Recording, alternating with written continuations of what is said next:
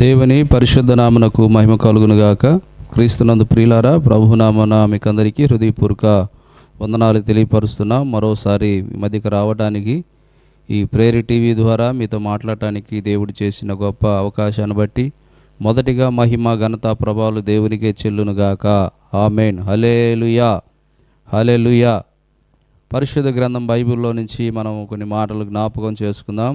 నిజంగా మీరంతా బాగున్నారా? మీరంతా బాగుండాలని మీ కొరకు ప్రతిదినము ప్రార్థన చేస్తున్నాం. మీరు చేస్తున్న ఫోన్ల ద్వారా, దేవుడు చేస్తున్న అద్భుతాల ద్వారా, ఆశ్చర్య కార్యాల ద్వారా దేవుడి నామాన్ని మహిమపరుస్తున్నారు. అందును బట్టి కూడా దేవునికి మహిమ కలుగునుగాక. ఈ వాక్యం విని అనేక మంది ఫోన్ల ద్వారా ప్రార్థన అవసరం కోరుతున్నారు.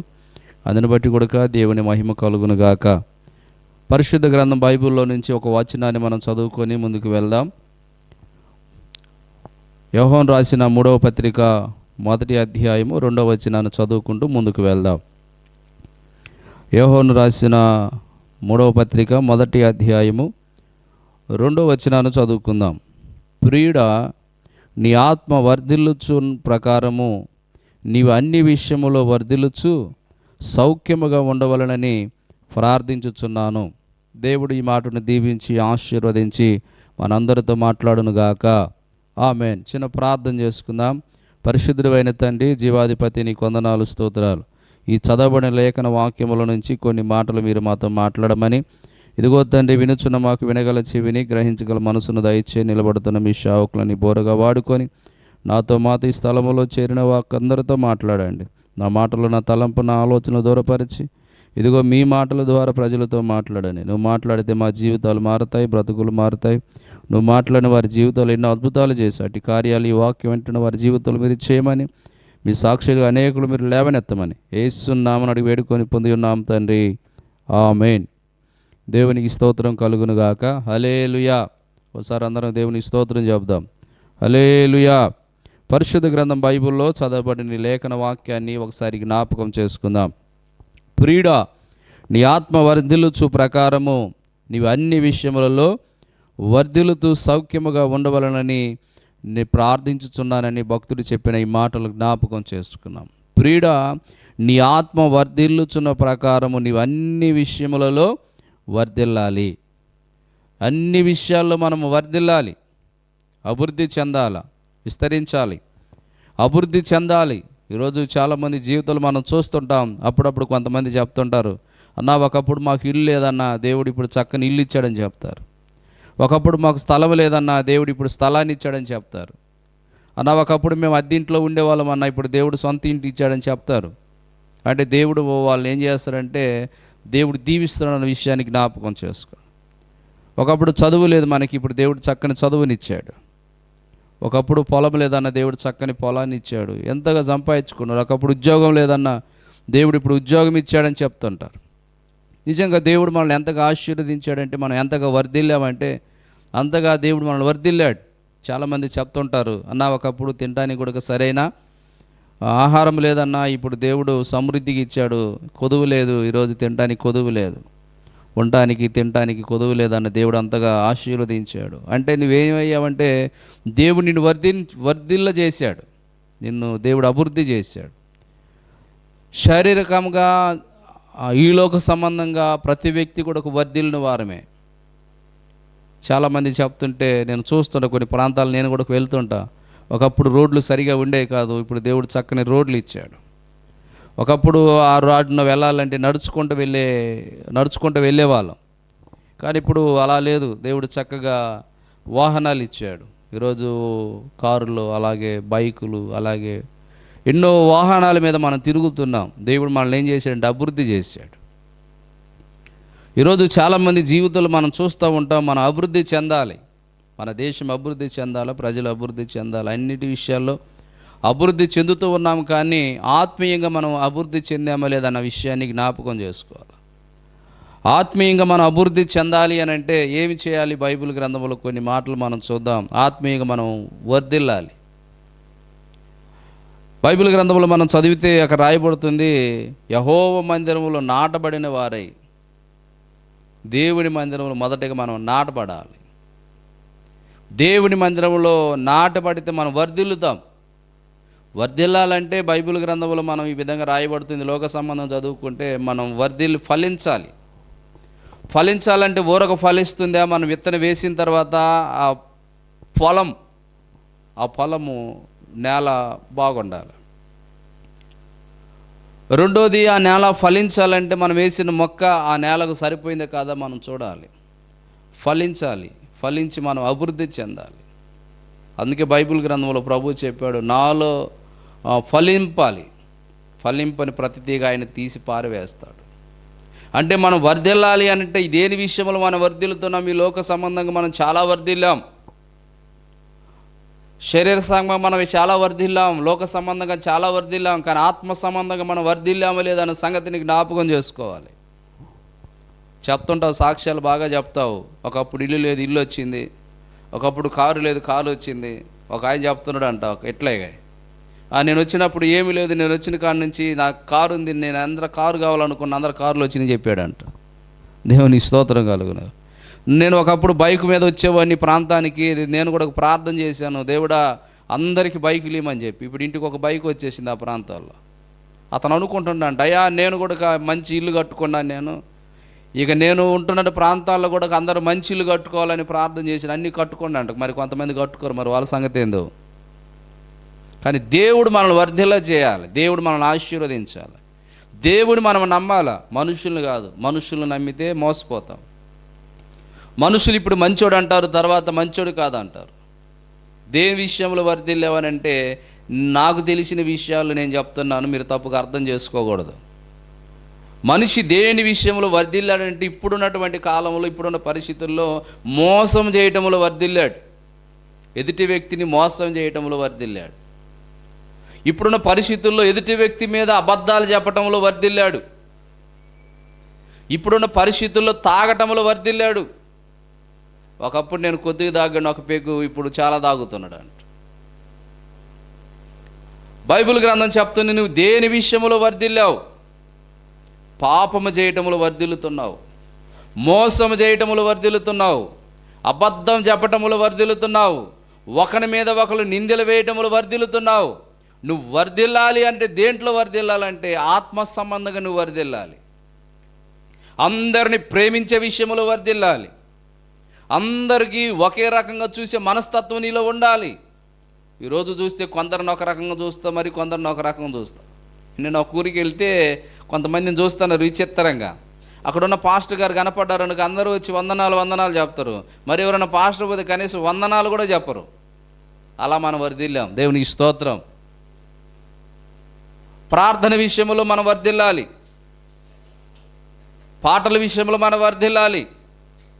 అందుకే 1వ తరగతోడు 2వ తరగతికి వెళ్తున్నాడు, 3వ తరగతికి వెళ్తున్నాడు, అట్లా పై చదువులకు వెళ్తూ ఉన్నాడు. పొరపాటు కానీ వాడికి మనుషులు కానీ ఎవరన్నా ఏందిరా బడికి వెళ్తున్నా కానీ ఇంకా నీకు చదువు రావట్లేదని అంటే వాళ్ళు ఏమంటారు, అరే ఇక ఎట్ట నువ్వు బడికి పోతున్నా కానీ చదువు రాదు కదా మానుకని అంటారు. ఈరోజు దేవుని మందిరానికి వెళ్తున్న నీవు ప్రార్థన నేర్చుకున్నావా? పాటలు నేర్చుకున్నావా? బైబిల్ చదవడం నేర్చుకున్నావా? పాస్టర్ గారు వాక్యం చెప్తున్నప్పుడు వెంటనే బైబిల్ తీసి చదవాలి, బైబిల్ తీసి చదవాలి. అలా చదివే వాళ్ళు ఎవరున్నారు? ఇప్పుడు వర్ధిల్లడం అంటే చదువులో వర్ధిల్లావు, అధికారంలో వర్ధిల్లావు, ఆస్తిలో వర్ధిల్లావు, సంపాదించటంలో వర్ధిల్లావు, మోసం చేయటంలో వర్ధిల్లావు, అబద్ధాలు చెప్పటంలో వర్ధిల్లావు. అందుకే బైబిల్ చెప్తోంది, అక్కడ మాటలు ఇక్కడ అక్కడ మాటలు చెప్పు వర్ధిల్లావు నీవు. అందుకే భక్తులు కూడా పాడారు కదా, ఇక్కడ మాటలు అక్కడ చెప్పి మంచిని చెడుగా తిప్పి కొండాలు చెప్పవద్దమ్మా, జగడాలు పెద్దమ్మా, ముసలమ్మ ముచ్చట్లు కట్టిపెట్టండి. అలాంటి మాటలు మీరు దూరం చేయండి, మీకు తగవు. ఈరోజు చాలామంది జీవితంలో ఏం మాట్లాడాలో ఏం మాట్లాడకూడదో తెలియట్లా, ఎవరి దగ్గర ఎలా ఉండాలో తెలియట్లా. చక్కగా చదువుకున్నా, మంచి భవిష్యత్తు నీకుంది, మంచిగా చదువుకున్నా, మంచి ఉద్యోగాన్ని పొందుకున్నావు. ఈరోజు ఎక్కడ ఎలా ఉండాలో నీకు తెలియట్లా. మరి ఏం వర్ధిల్లేవో తెలియదు. అట్లా దాని మీద అంటే ఇది ఆరోగ్యానికి హానికరం, దీన్ని తాగకూడదని చెప్తారు, పోయి దాన్నే తాగుతున్నావు. దీనివల్ల అన్నిటికీ ప్రాబ్లం అని చెప్తున్నారు. కానీ అప్పుడప్పుడు టీవీలో స్లోగన్ వస్తుంది కదా, నా జీవితాన్ని నా చేతులారా పాడు చేసుకుంటాను, మీరెవరు పాడు చేసుకోకూడదు. ఒక అతనికి బాగలేకపోతే నేను వెళ్ళి చూడటానికని పదే పదే ఫోన్ చేస్తుంటే, పాస్టర్ గారు ప్రార్థన చేద్దురా అని చెప్పి ఫోన్ చేస్తుంటే, సరే చూద్దాం, ఇన్నిసార్లు ఫోన్ చేశారు కదా, వెళ్ళకపోతే బాగుంటుందని చెప్పి వెళితే ఆయన పరిస్థితి చూస్తే రేపో మాపు అన్నట్టుగా ఉంది. నేను అతన్ని చూసి అతన్ని అడిగా, అన్న పొరపాటుగానే ఎవరన్నా నీ దగ్గరకు వస్తే ఒక మాట వాళ్ళతో చెప్పగలవా అని అన్నా. ఏం చెప్పమంటావు చెప్పు, తర్వాత నేను నీ కోసం ప్రార్థన చేస్తానని చెప్పా. నిన్ను చూడటానికి వచ్చిన వాళ్ళకి నువ్వు ఒకటే చెప్పాలా. ఏం చెప్పాలి తెలుసు? అయ్యా, నా జీవితాన్ని చేతులారా నేను పాడు చేసుకుంటున్నాను, తాగి నా యొక్క అన్నీ పాడైపోయినాయి, మీరు కూడా నాలాగా తాగి మీ జీవితాలు పాడు చేసుకోగాక అని చెప్పి ఒక మాట చెప్పు అని అన్నా. అంతే, తన జీవితంలో చనిపోతూ కూడా అందరికి ఆ వార్త చెప్పేశాడు. ఈరోజు చాలామంది మారారు. నిజంగా నువ్వు వర్ధిల్లడం అంటే, ఒకప్పుడు దొంగతనం నుంచి మారాడు, ఒకప్పుడు హంతకుడు దాని నుంచి మారాడు, ఒకప్పుడు త్రాగుబోతాడు దాని నుంచి మారాడు. అది వర్ధిల్లడం అంటే. ఒకప్పుడు తిరుగుబోతాడు దాని నుంచి మారాడు. నిజంగా నీ జీవితంలో ఎలా ఉన్నావు నువ్వు ఒకసారి జ్ఞాపకం చేసుకో. ఎలా వర్ధిల్లో ఒకసారి నువ్వు జ్ఞాపకం చేసుకో. దేవుడు నన్ను ఆశీర్వదించాడు, దేవుడు నన్ను దీవించాడు అని అంటావే. ఏ విధంగా దేవుడు నిన్ను దీవించాడు, ఆశీర్వదించాడు? మోసం చేసి సంపాదించుకున్నావు, మోసం చేత కూడగట్టుకున్నావు, అబద్ధం చెప్పి కూడగట్టుకున్నావు. ఈరోజు అబద్ధ సాక్ష్యాలతో జనాలు సొమ్మును పోగు చేసుకుంటున్నారు. ఈరోజు నీ జీవితంలో ఎలా ఉన్నా ఒకసారి జ్ఞాపకం చేసుకో. దేవుని వాక్యం సెలవిస్తుంది, నువ్వు అన్ని విషయంలో వర్ధిల్లాలి. వర్ధిల్లటమే కాదు, సౌఖ్యముగా ఉండాలా, సుఖముగా ఉండాలా. ఈరోజు చాలామంది జీవితంలో డబ్బులు సంపాదించి ఏం ఫలితం? ఒక అతను అంటున్నాడు నాతోటి, అయ్యా సంపాదించాడని సంపాదించుకున్నాం, బాగా సంపాదించుకున్నాం, కానీ సాయంత్రం పూట పనుకోవటానికి సరిగా నిద్ర పట్టట్లేదంట. కారణం, ఏ సమయాన్ని ఎవరు వస్తారో తెలియని పరిస్థితి. అప్పుడు ఆయన అన్నాడు, అయ్యా ఉండాల్సిన ఆస్తి ఉండొచ్చు కానీ అతిగా ఉండకూడదు, ఉంటే ప్రమాదం అని అంటున్నాడు ఆయన. మంచి వ్యాపారవర్త. బైబిల్ చెప్తుంది నువ్వు దేని విషయంలో వర్ధిల్లవనే సంగతిని జ్ఞాపకం చేసుకోవాలి. బైబిల్ గ్రంథంలో చదివిదాకా రాయబడుతుంది, దేని విషయంలో వర్ధిల్లాలంటే యెహోవా మందిరములో నాటబడిన వారమై. యెహోవా మందిరములో నువ్వు నాటబడితే నీ కుటుంబం వర్ధిల్లుతుంది. ఈరోజు చూడండి, తండ్రి చర్చికి వెళ్తే కుమార్తె ఇంటికాడ, కుమార్తె చర్చికి వెళ్తే కుటుంబం ఇంటికాడ, ఒకళ్ళు చర్చికి పోతే మరొకళ్ళు. ఏడ వర్ధిల్లావు నువ్వు? నీ పిల్లల్ని ఎలా పెంచావు? బైబిల్ గ్రంథం చెప్తుంది వర్ధిల్లటం. దేవుని మందిరంలో నువ్వు ఎలా ఉండాలంటే, భక్తుడు చెప్పాడు ఒక మాట, నేను యెహోవా మందిరంలో పచ్చని ఒలీవ మొక్క వలె పచ్చగా ఉండాల్సిన నీవు ఏమైపోతున్నావు? ఎండిపోతున్నావు. కారణం నీ పాపం, నీ శాపం, నీ దరిద్రత. మోసం చేయటంలో ఏ విధంగా వర్ధిల్లావో, పాపం చేయటంలో కూడా అలా వర్ధిల్లావు. వాయ వరుస లేకుండా నీ జీవితంలో ఇదే అనుకుంటున్నావు, దానివల్ల నష్టం జరుగుతుంది. అందుకే బైబిల్ చెప్తుంది పాపం వల్ల వచ్చి జీతం మరణం. ఈరోజు చూడండి ఎంతమంది యవ్వనస్తులు పాడైపోవడానికి కారణం పాపం. సెల్ ఫోన్ పాపం, దాని ద్వారా ఎంతోమంది బిడ్డల యొక్క జీవితం పాడైపోతుందో. చిన్న బిడ్డలు మొదలుకొని, ఒకప్పుడు పాపం అంటే ఎవరికి తెలియదు. ఈరోజు దరిదాపుల్లో చిన్న పిల్లలు కూడా ఒక పాపం అంటే ఏంటో అర్థమవుతుంది. దాని నుంచి నువ్వు దూరం కావాలని ప్రభు చెప్తున్నాడు, దానికి నువ్వు దూరం అయిపోవాలని ప్రభు చెప్తున్నాడు. యోసేపు దాన్ని చూసి పారిపోయాడు. నీ జీవితాలు అలా పారిపోయే స్థితిని ఉందా? వర్ధిల్లడం దేంట్లో వర్ధిల్లావు? ఈరోజు బైబిల్ గ్రంథం చెప్తుంది చాలా జాగ్రత్తగా కొన్ని విషయాల్లో. స్కూల్కి వెళ్ళినప్పుడు కూడా చెప్తారు, కాలేజీల్లో చెప్తారు, అన్నీ మనం నేర్చుకుంటాం చిన్నప్పటి నుంచి, కానీ పెద్ద అయిన తర్వాత మరలే దానికి బానిసలు అయిపోతాం. వద్దురా నాయన ఇది చెయ్యొద్దు అని అంటే ఎవరు చెప్పారు, ఎక్కడ రాసినని చెప్తారు, చెప్పమంటాడు. అందుకే భక్తుడు ఒక పాట రాశాడు, ఎవడనండి బాబు వీడు ఎంత చెప్పినా వినడు, గుప్పు గుప్పు వదిలేస్తాడు, తప్పంటే అసలు ఒప్పుకోడు. ఎవడనండి బాబు వీడు ఎంత చెప్పినా వినడు. పీల్చొద్దంటే అది ఎక్కడుందో చెప్పమంటాడు, తాగొద్దంటే అది ఎక్కడుందో చెప్పమంటాడు. బైబిల్ గ్రంథం చెప్తుంది, అయ్యి ఎక్కడున్నాయో నాకు చెప్పు, చూపించానంటాడు. చూపించినోడు దాన్ని రాసినోడు దాన్ని మర్చిపోయాడు, దాన్ని రాసినోడు దాన్ని మర్చిపోయాడు. దాని మీద ఏం రాయాలి? అది ప్రమాదం, హానికరం, ఇది ఆరోగ్యానికి హానికరం, దీన్ని త్రాగితే ప్రమాదం. కానీ ఈరోజు నువ్వు దానికి బానిస అయిపోయావు. ఈరోజు దానికి సంఖ్యలో దానికి బానిసగా నువ్వు దాని దగ్గర ఉన్నావు. దాని నుంచి నువ్వు విడుదల పొందాలని దేవుడు కోరుకుంటున్నాడు. యెహోవా మందిరములో అందుకే భక్తుడు చెప్పాడు, దావీదు భక్తుడు చెప్పాడు ఏంటంటే, నేను బ్రతుకు కాలమంతయు కృపాక్షేమములు నా వెంట రావాలయ్యా, నేను చిరకాలం యెహోవా మందిరములో నివాసం చేయాలయ్యా అని తన జీవితంలో తీర్మానం చేసుకున్నాడు. మరి నీవే ఎలా తీర్మానం చేసుకున్నావు? అయ్యా ఈ ఆపద నుంచి నన్ను తప్పించే అంటావా? ఈ ప్రమాదం నుంచి నన్ను తప్పించంటున్నావా? అయ్యా బ్రతికితే నీ కొరకు బ్రతుకుతానయ్యా నన్ను బ్రతికించంటున్నావా? ఈరోజు చాలామంది జీవితాలు మనం చూస్తూ ఉంటాం.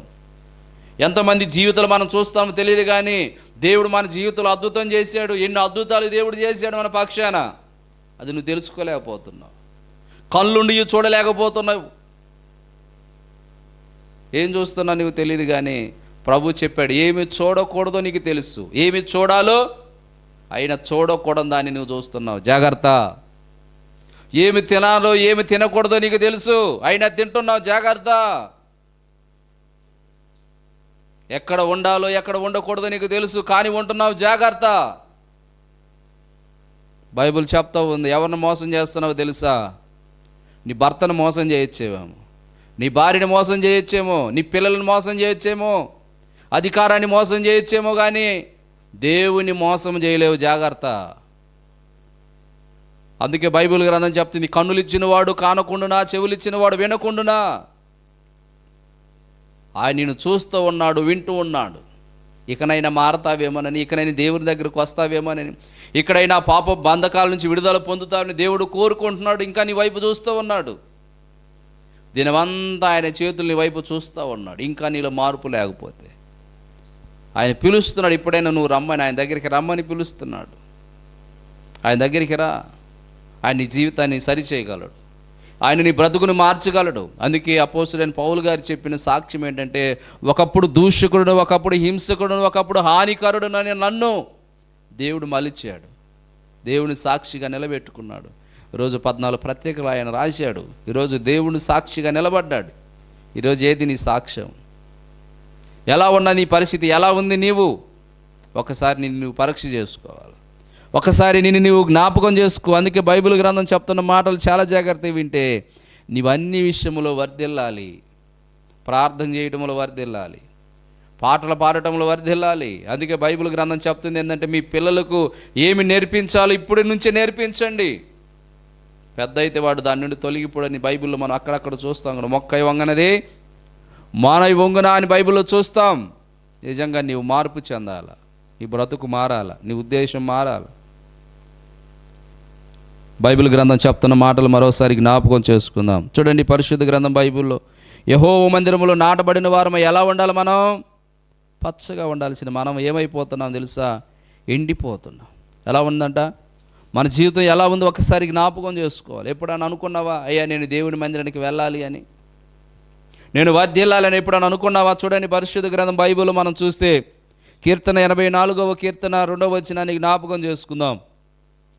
యెహోవా మందిర ఆవరణమును చూడవలనని నా ప్రాణము ఎంతో ఆశపడుచున్నది, అది సమసిల్లుచున్నది. జీవము గల దేవుని దర్శించుటకు నా హృదయము నా శరీరం ఆనందముతో కేకలు వేస్తూ ఉంది. దేవుని మందిరానికి వెళ్ళాలని ఆశ నీళ్ళు కలగాలి, కేక పుట్టాలి. దేవుని మందిరం అంటే చాలు సాకులు చెప్తున్నావు. ప్రార్థనకి రమ్మంటే అన్నా నేను రాలేనన్నా అంటున్నావు. ప్రార్థనకి రమ్మంటే ఇప్పుడు కాదని వాయిదాలు వేస్తున్నావు. అందుకే భక్తుడు చెప్పాడు, యెహోవా మందిరమును చూడవలనని నా ప్రాణము ఎంతో ఆశపడుతూ సొమ్మసిల్లుచున్నదండి. ఇంకేమన్నాడు తెలుసా? జీవము గల దేవుని దర్శించడానికి. ఈయన ఎవరో తెలుసా? జీవం గల దేవుడు, సర్వశక్తి గల దేవుడు, ఉన్నవాడు అనువాడు, ఆది అంతము ఉన్నవాడు, మొదటివాడు కడపటివాడు ఆయనే, నిన్న నేడు నిరంతరము ఉన్నవాడు ఆయనే, మార్పు లేనివాడు, మారనివాడు. ఈరోజు నీ జీవితంలో మార్పు చెందావా? చెందకపోతే మార్పు చెందు. మార్పు చెందాలని ఆశ నీలో ఉందా? దేవుని అడుగు. బైబిల్ గ్రంథం చెప్తుంది, ఎవరంటే దేవుని మందిరమందు నివసించువారు ధన్యులు. నువ్వు వర్ధిల్లాలంటే మొదటిగా ఎక్కడ ఉండాలి తెలుసా? దేవుని మందిరంలో ఉండాలి. సినిమా హాల్లో కాదు, తిరణాల్లో కాదు, పబ్బుల్లో కాదు. నువ్వు ఎక్కడ దేవుని మందిరంలో ఏమి నేర్చుకుంటారో తెలుసా? దేవుని మందిరంలో నువ్వు మంచి నేర్చుకుంటావు. నేను ఒకటి చెప్పగలను. ఏం చెప్పగలనంటే, దేవుని మందిరానికి వెళ్ళి చెడిపోయిన వాళ్ళు నేను చెప్పలేను, కానీ దేవుని మందిరానికి వెళ్ళి బాగుపడే వాళ్ళు నేను చాలామందిని చెప్పగలను. కారణం ఏంటంటే, ఒకప్పుడు త్రాగుబోతులు, ఈరోజు ఆ త్రాగుబోతు నుంచి విడిపించాడు. 24 గంటలు త్రాగుతునే వ్యక్తి. ఒకప్పుడు దొంగలు, ఈరోజు దేవుని మందిరానికి వెళ్ళటం ద్వారా దొంగతనం నుంచి బయటకు వచ్చేసారు. ఒకప్పుడు హంతకులు, ఈరోజు దాని నుంచి బయటకు వచ్చారు, మార్పు చెందారు, మారారు. తన మనసు మారింది, తన బుద్ధి మారింది, తన అలవాట్లు మారింది, తన ఉద్దేశాలు మారాయి. ఈరోజు నువ్వు ఎలా ఉన్నావు? ఈరోజు చూడండి ఎన్ని చర్చిలు కట్టబడుతున్నాయో, ఇళ్ళల్లో ఊర్లలో ఎంత చర్చి ఎన్ని వేల రూపాయలతో ఖర్చుతో కట్టుకుంటున్నారో. కానీ మార్పేది? మార్పు రావాలి, మారాలి, మార్పు చెందాలి. నీ మనసులో మార్పు రావాలా? ఈ లోక సంబంధం నాకు పని లేదని ఆలోచనలోనికి రావాలి. నీకేదైనా సమస్య వస్తే కూర్చొని ప్రార్థన చేయి. ప్రభువా, నీ చిత్తమైతే ఈ సమస్య తొలగించని, నీ చిత్తమైతే ఈ సమస్య నుంచి విడిపించని ప్రార్థన చేయి. ఏది ప్రార్థన? ఏది ప్రార్థన కరువైపోయింది. ఒకప్పుడు ఉపవాస ప్రార్థనలు పెట్టేవాళ్ళు, ఒకప్పుడు ఏకాంత ప్రార్థనలు చేసేవాళ్ళు, ఒకప్పుడు కుటుంబ సమేతంగా ఉపవాసం ఉండి ప్రార్థన చేసేవాళ్ళు. నాకు తెలిసి కొన్ని ప్రాంతాల్లో, నేను టీచర్గా పనిచేస్తున్నప్పుడు కొన్ని ప్రాంతాల్లో ఉన్నప్పుడు నేను వెళ్ళా, కొన్ని ప్రాంతాలు కూడా చూసా. ఒక చెట్టు ఉండేది, ఆ చెట్టు కింద వెళ్ళేది, ఆ చెట్టు కింద టెంట్ ఒకటి వేసుకునేది, ప్రార్థన చేసుకునేవాళ్ళు. ప్రార్థన చేసుకుంటాగానే ప్రార్థన అయిపోయేసరికి మబ్బు కమ్మకు వచ్చేది, వర్షం కురిచేది, పంటలు బాగా పండేవి. అలాంటి ప్రార్థనలు ఇప్పుడు లేవు, వర్ధిల్లాలి. వాటిలో బైబిల్ చెప్తోంది, మోసం చేసే దాంట్లో వర్ధిల్లేవేమో, అబద్ధం చెప్పటంలో వర్ధిల్లేవేమో. కాబట్టి నీ జీవితంలో నువ్వు ఒకసారి జ్ఞాపకం చేసుకో. అందుకే బైబిల్ గ్రంథం చెప్తుంది ఏంటో తెలుసా? దేవుని వాక్యంలో రాయబడుతున్న మరొక మాట జ్ఞాపకం చేసుకుంటే, భక్తిహీనుల గుడారములు నివసించుట కంటే నా దేవుని ద్వారమునొద్ద ఉండుట నాకు ఇష్టమని భక్తుడు చెప్పాడు. ఎక్కడెక్కడో ఉండేదానికంటే, ఇంట్లో ఊరగ కూర్చునేదానికంటే, అక్కడక్కడ కూర్చొని ఆ చెట్ల కింద కూర్చోదానికంటే, ఆ టీ స్టాపులో కూర్చునేదానికంటే, కూర్చొని దేవుని మందిరంలో దేవుని స్తుతించండి, దేవుని నామాన్ని గణపరచండి, దేవుని నామాన్ని హెచ్చించండి. ఆయన నిన్ను ఎంతగా దీవిస్తాడో. ఈరోజు చాలామంది జీవితాలు మనం చూస్తాం, దేవుడు దీవించిన తర్వాత దేవుని మర్చిపోతున్నారండి. దేవుడు ఒకడు ఉన్నాడు, ఆయన నన్ను చూసిన సంగతిని మర్చిపోతున్నారు. అందరికీ చెబుతారు ఏమని తెలుసా? దేవుడు నిన్ను చూస్తున్నాడు, దేవుడు నిన్ను చూస్తున్నాడని. మరి నువ్వు చూసే దేవుడు చూడ్డా? దేవునికి స్తోత్రం, హల్లెలూయా. అందరూ చెప్తావు కదా, దొంగతనం చేయొద్దు అని చెప్తావు. నువ్వు చేస్తే, అబద్ధం ఆడకూడదు నువ్వు ఆడితే అంటే నిన్నైతే దేవుడు చూడ్డా?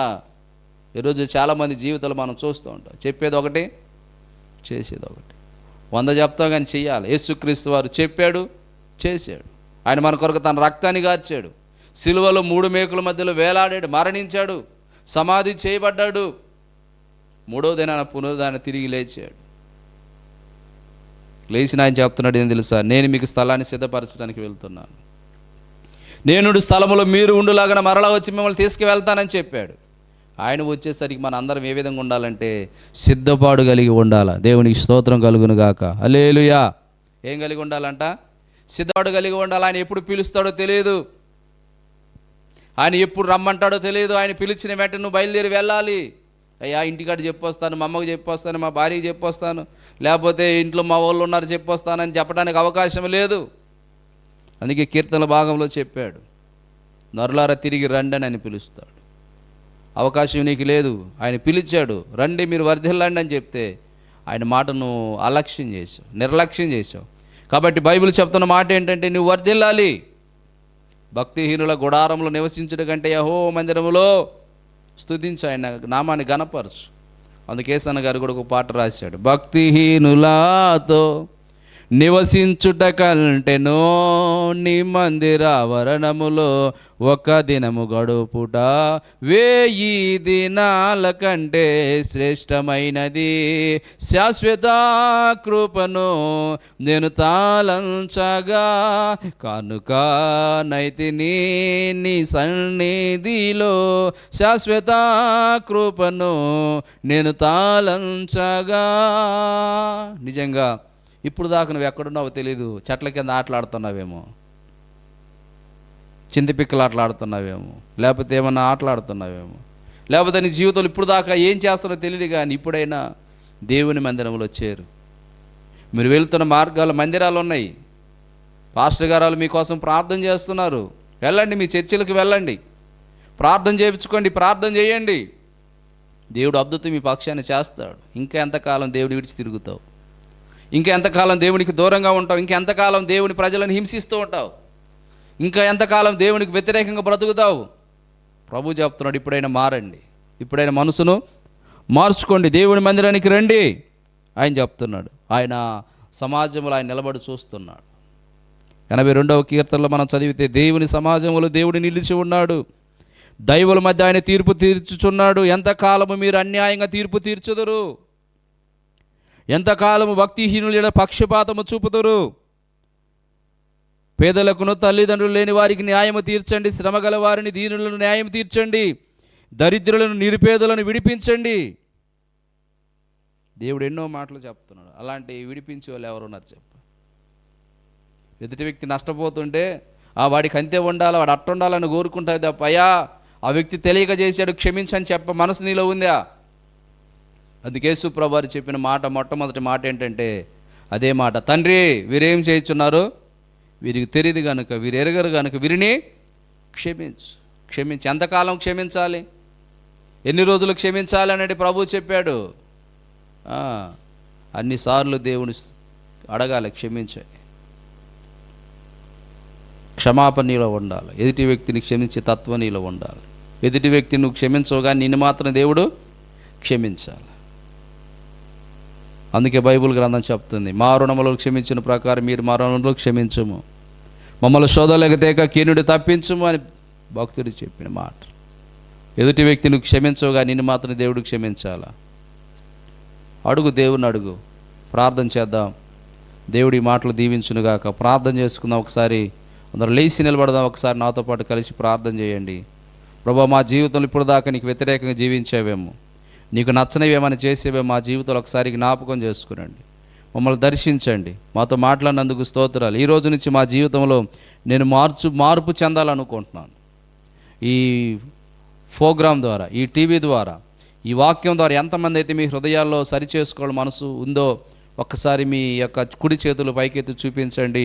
నేను మారాలి, ప్రభు కొరకు బ్రతకాలి, ఈ లోక సంబంధం నాకు వద్దు, నేను వర్ధిల్లాలి ఆత్మ సంబంధంగా, ఈ లోకములో కాదు ఆత్మ సంబంధంగా పరలోకములో నా జీవితంలో నేను ఉండాలి, ఆ రాజ్యంలో నేను చేరాలని అంటే ఈ లోకములో కొన్నిటిని వదులుకోవాలి. ఒకటి కావాలంటే ఒకటి వదులుకోవాలి. యేసుక్రీస్తు మనకు కావాలనుకున్నాడు కాబట్టే తన ప్రాణాన్ని పోగొట్టుకున్నాడు, రక్తాన్ని కార్చాడు. నిజంగా ఈ యొక్క ఉదయకాల సమయంలో దేవుని వాక్యం సెలవిస్తుంది, దేవుని మాట నీతో మాట్లాడుతుంది. ప్రార్థన చేసుకుందాం, ప్రార్థన చేద్దాం. ఉన్నపాటిని కళ్ళు మూసుకోనండి. దీవించండి ప్రభు, బిడ్డలను దీవించండి. నీ కోసం తీర్మానం చేసుకుంటున్నారు, నీ కొరకు బ్రతకాలని ఆశపడుతున్నాం. ఆ బిడ్డలను మీరు దీవించండి, ఆశీర్వదించమని ప్రార్థన చేస్తున్నాం. ప్రార్థన చేసుకుందాం. మమ్మల్ని మిక్కిలిగా ప్రేమించిన మా ప్రియ పరలోకపు తండ్రి, పరిశుద్ధుడైన దేవా, మహాగణుడైన తండ్రి, సర్వాధికారి నీకే స్తోత్రాలు చెల్లిస్తున్నాం. ఇప్పుడు దాకా మేము అనుకున్నాం నాయన, అన్ని విషయాలు మేము వర్ధిల్లామని అనుకున్నాం. కానీ నాయన అన్నీ ఉన్నాయి, కానీ నువ్వు మా జీవితంలో లేవు నాయన. నీవు లేని మా జీవితం అంతా శూన్యం, సున్నా. నీవు లేని మా జీవితానికి విలువ లేదు ప్రభువా, నీవు లేని మా జీవితాలకు విలువ లేదు ప్రభువా. మీరు మా జీవితంలోనికి రండి, మా హృదయంలోనికి రండి. ఎంతోమంది నీ దగ్గరకు వచ్చినటువంటి వారు మార్చిన దేవుడు తండ్రి. త్రాగుబోతులు వస్తే ఎంతోమందిని మార్చావు. ఇదిగోనైనా మోసగాళ్ళు వస్తే, ఇదిగోనైనా త్రాగుబోతులు వ్యభిచారులు వస్తే మార్చిన దేవుడవు, దొంగలను మార్చిన దేవుడు, హంతకులు మార్చిన దేవుడవు. ఇదిగో ప్రభా, నీ వందనాలు. ఈ జీవితంలో నేను ఎంతమంది టీవీ ద్వారా వింటున్నారు, వారి జీవితంలో మార్పు దయచేయండి. యేసు నామములో మార్పుని మీరు దయచేయమని ప్రార్థన చేస్తున్నా. నీ కొరకు బ్రతకడానికి అనేకులు మీరు లేవనెత్తండి తండ్రి. ఎంతమంది బలహీనులు ఉన్నారు, రోగులై ఉన్నారో వారి కొరకే ప్రార్థన చేస్తున్నాం. ఎక్కడ మీ బలహీనత అక్కడ మీ చేయి పట్టుకొని ప్రార్థన చేస్తున్నాను. ఇప్పుడు దేవుడు మీకు విడుదల ఇచ్చునుగాక. యేసు నామములో ప్రతి బలహీనత నుంచి విడుదల కలుగునుగాక. తలనొప్పితో బాధపడుతున్న వారి జీవితంలో స్వస్థత జరుగునుగాక. దేవానికి వందనాలు. నడుము నొప్పి, వెన్నుపూసల భాగంతో బాధపడుతున్న బిడ్డల జీవితంలో దేవుడు అద్భుతము చేయనుగాక. యేసు నామములో fire in the name of Jesus. ఈ బిడ్డలు మీరు తాగుతున్నందుకు వందనాలు, మీరు ముట్టినందుకు స్తోత్రాలు. బిడ్డలు కోల్పోయిన బిడ్డల తల్లిదండ్రులు జ్ఞాపకం చేసుకున్నాడు, చంటి బిడ్డలను జ్ఞాపకం చేసుకున్నాడు.